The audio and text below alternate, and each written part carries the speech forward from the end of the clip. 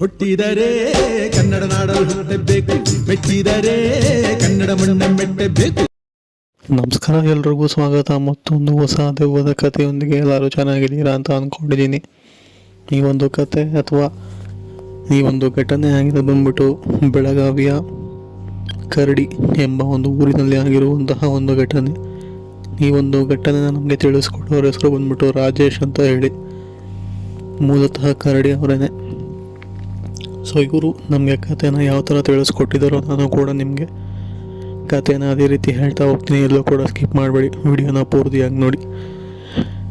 So Rajesh ಅವ್ರು ಹೇಳಿರೋ ಪ್ರಕಾರ ಈ ಒಂದು ಘಟನೆ ಆಗಿರೋದು ಬಂದ್ಬಿಟ್ಟು ಕರಡಿ ಅಂದರೆ ಬೆಳಗಾವಿಯ ಒಂದು ಚಿಕ್ಕ ಊರು ಅಂತಲೇ ಹೇಳ್ಬೋದು. ಸೊ ಅಲ್ಲಿ ಆಗಿರುವಂತಹ ಒಂದು ಸತ್ಯ ಘಟನೆ.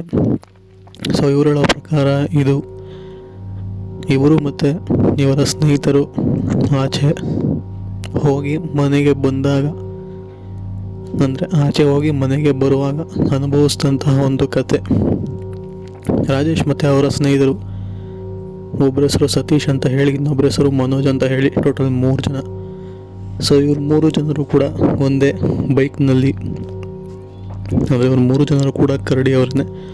ಸೊ ಇವರು 3 ಜನರು ಕೂಡ ಒಂದೇ ಬೈಕ್ನಲ್ಲಿ ಹತ್ಕೊಂಡು ಹೀಗೆ ರಾತ್ರಿ ಸಮಯದಲ್ಲಿ ಬೈಕಲ್ಲಿ ತಿರುಗಾಡಿಕೊಂಡು ಮಸ್ತಿ ಮಾಡಿಕೊಂಡು ಎಣ್ಣೆ ಹೊಡ್ಕೊಂಡು ಮಜಾ ಮಾಡಿಕೊಂಡು ಬರ್ತಿರೋವಂಥದ್ದು. ಸೊ ಬರಬೇಕಾದ್ರೆ ಇವರ ಬೈಕ್ ಮುಂದೆನೇ ಒಂದು ಪ್ರಾಣಿ ಅಡ್ಡ ಬಂದಿರೋವಂಥದ್ದು. ಸೊ ಪ್ರಾಣಿ ಅಂದರೆ ಒಂಥರ ಕತ್ತಲಲ್ಲಿ ಅದು ನಾಯಿನ ಇಲ್ಲ ಮುಂಗುಸಿನ ಅಥವಾ ಏನು ಅಂತ ಹೇಳಿ ಅಷ್ಟಾಗಿ ಅವ್ರಿಗೆ ಬರೀ ಗಾಡಿ ಹೆಡ್ಲೈಟ್ ಅಂತ ಹೇಳಿ ಅಷ್ಟಾಗಿ ಅವ್ರಿಗೆ ಕ್ಲಾರಿಟಿಯಾಗಿ ಗೊತ್ತಾಗಿರೋದಿಲ್ಲ.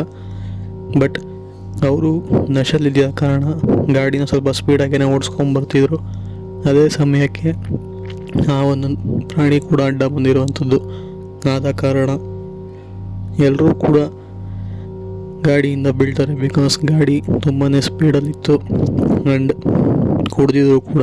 ಆದ ಕಾರಣ ಕೆಳಗೆ ಬಿದ್ದು ತುಂಬಾ ಹೇಟ್ ಮಾಡ್ಕೊತಾರೆ. ಗಾಡಿ ಕೂಡ ಒಂದು ಸ್ವಲ್ಪ ಲಜ್ಜವಾಗಿರುತ್ತೆ ಅಂದರೆ ಹೇಳ್ಬೋದು. ಅದಾದಮೇಲೆ ಎದ್ದು ಸ್ವಲ್ಪ ಹೊತ್ತು ಸುಧಾರಿಸ್ಕೊಂಡು ಗಾಡಿನ ಎತ್ತಿ ಹಿಂದೆ ಮುಂದೆ ಯಾವುದೂ ಕೂಡ ಗಾಡಿ ಇರಲಿಲ್ಲ ಆ ಸಮಯಕ್ಕೆ. ಸರಿ ಅಂತ ಹೇಳಿ ಇವರು ಗಾಡಿನ ಎತ್ಬಿಟ್ಟು ಸ್ಟ್ಯಾಂಡಾಗಿ ನಿಲ್ಲಿಸಿ ನಂತರ ಒಬ್ರಿಗೊಬ್ರು ಮಾತಾಡ್ಕೊಳ್ಳೋಕೆ ಶುರು ಮಾಡ್ತಾರೆ. ಅಂದರೆ ಅವರು ಕುಡ್ದಿರೋ ರೀಸನಿಂದ ಹೇಳಿ ಅವ್ರಿಗೆ ಅಷ್ಟಾಗಿ ನೋವು ಗೊತ್ತಾಗ್ತಿರೋದಿಲ್ಲ. ಯಾಕೆ ಅಂತಂದರೆ ಆಲ್ಮೋಸ್ಟ್ ಎಲ್ಲರೂ ಕೂಡ ಡ್ರಿಂಕ್ಸ್ ಮಾಡಿರೋ ಅಂಥವ್ರೇ. ಆದ ಕಾರಣ ಬಿದ್ದು ಸ್ವಲ್ಪ ಹೊತ್ತು ನಂತರ ಅಲ್ಲೇ ಟೈಮ್ ಸ್ಪೆಂಡ್ ಮಾಡಬೇಕಾದ್ರೆ ಅವ್ರಿಗೆ ತುಂಬಾ ಚಳಿ ಆಗ್ತಿರುವಂತಹ ಒಂದು ಫೀಲ್ ಅವ್ರಿಗೆ ಬರುತ್ತೆ.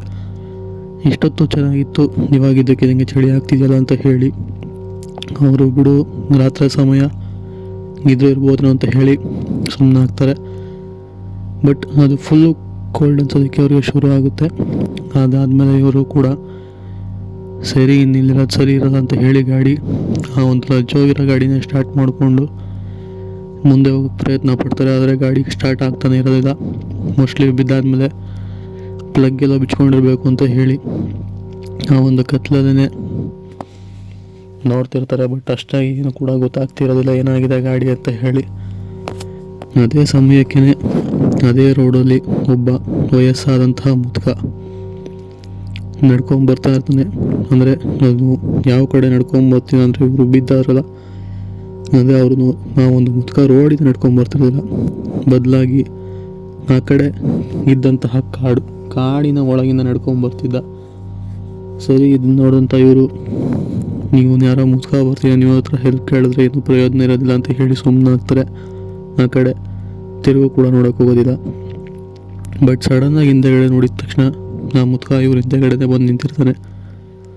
ಇವಾಗಿನ್ನೂ ಅಷ್ಟು ದೂರ ಇದ್ದವನು ಇಷ್ಟು ಬೇಗ ಹೇಗೆ ನಮ್ಮ ಹಿಂದೆಗಡೆ ಬಂದು ನಿಂತ್ಕೊಳ್ಳೋಕೆ ಸಾಧ್ಯ ಅಂತ ಹೇಳಿ ಅವರು ಕೂಡ ಅಷ್ಟಾಗೇನು ಯೋಚನೆ ಮಾಡೋದಕ್ಕೆ ಹೋಗೋದಿಲ್ಲ. ಬಿಕಾಸ್ ಕುಡ್ದಿರೋ ರೀಸನ್ನಿಂದ ಹೇಳಿ ಸರಿ ಅಂತ ಹೇಳಿ ಮುದುಕ ಒಂಥರ ವಿಚಿತ್ರ ಧ್ವನಿಯಲ್ಲಿ ಕೇಳ್ತಾನೆ, ಏನಾಯಿತು, ಯಾಕೆ ಇಲ್ಲಿದ್ದೀರಾ ಅಂತ ಹೇಳಿ. ಅದಕ್ಕೆ ಇವರು ಇಲ್ಲ, ಇಲ್ಲೇನೋ ಅಡ್ಡ ಹೋದಂಗಾಯಿತು, ನಾವು ಕೂಡ ಗಾಡಿಯಿಂದ ಕೆಳಗೆ ಬಿದ್ವಿ ಅಂತ ಹೇಳಿ ಹೇಳ್ಕೊತಾರೆ.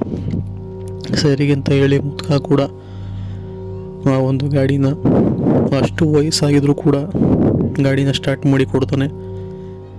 ಇವರು ಕೂಡ ಇಷ್ಟೊಂದು ಬುದ್ಧಿ ಇದೆಯಲ್ಲ, ಇವ್ನು ಗಾಡಿನ ಯಾಕೆ ನಡ್ಕೊಂಬರ್ತಿದ್ದ ಅಂತ ಹೇಳಿ ಕೇಳ್ತಾರೆ. ಅದಕ್ಕೆ ಆ ಮುದುಕ ಹೇಳೋ ಅಂಥದ್ದು, ನಾನು ವಾಸ ಇರೋದೇ ಕಾಡಲ್ಲಿ, ನನ್ನದೇ ಜಾಗ ಅದು, ಇಲ್ಲಿ ಯಾರೂ ಕಿತ್ಕೊಳ್ಳೋದಕ್ಕಾಗೋದಿಲ್ಲ, ನನ್ನ ಜಾಗ ಅಂತ ಹೇಳಿ ನಕ್ಕೊಂಡು ಅಲ್ಲಿಂದ ಇದ್ದಕ್ಕಿದ್ದಂಗೆ ಜೋರಾಗಿ ಓಡೋಗ್ತಾನೆ. ಸರಿ, ಇದೇನು ಇಷ್ಟೊಂದು ಜೋರಾಗಿ ಓಡಾಗ್ತದೆ ಅಂತ ಹೇಳಿ ಅವರು ಕೂಡ ತಲೆ ಕೆಡಿಸ್ಕೊಳ್ಳದೆ ಮನೆಗೆ ಬಂದು ಅವೆಲ್ಲ ವಿಷಯನೂ ಕೂಡ ಮನೆಯವ್ರ ಹತ್ರ ತಿಳಿಸ್ತಾರೆ. ಹಂಗೆ ಬೈಸ್ಕೊತಾರೆ. ಅದಾದಮೇಲೆ ಅವ್ರಿಗೆ ಗೊತ್ತಾಗುವಂಥ ಸತ್ಯನೇ ಅದು ಬೇರೆ ಯಾರೂ ಅಲ್ಲ, ಈ ಒಂದು ರಾಜೇಶ್ ಅವರ ಸ್ನೇಹಿತ ಮನೋಜ್ ಇರ್ತಾನಲ್ಲ, ಸೊ ಅವರ ವಯಸ್ಸಾದಂತಹ ತಾತ, ಅಂದರೆ ಅವನು ಹುಟ್ಟಕ್ಕಿಂತ ಮುಂಚೆನೇ ಸತ್ತು ಹೋಗಿರ್ತಾರೆ. ಸೊ ಅವರು ಆ ಕಾಡಲ್ಲಿ ಮನೆ ಮಾಡ್ಕೊಂಡಿರೋವಂಥದ್ದು. ಸೊ ಅವರು ಸತ್ತು ತುಂಬ ವರ್ಷಗಳಾಗಿತ್ತು. ಅವ್ರದ್ದೇ ಆತ್ಮ ಬಂದು ಇವರಿಗೆ ಸಹಾಯ ಮಾಡಿರೋದು ಅಂತ ಹೇಳಿರುವಂಥದ್ದು. ಇದು ಆ್ಯಕ್ಚುಲಿ ಆಗಿರುವಂಥ ಘಟನೆ. ಸಿಗೋಣ ಮತ್ತೊಂದು ಕಥೆಯೊಂದಿಗೆ. ಎಲ್ಲರಿಗೂ ಟೇಕ್ ಕೇರ್, ಗುಡ್ ಬೈ.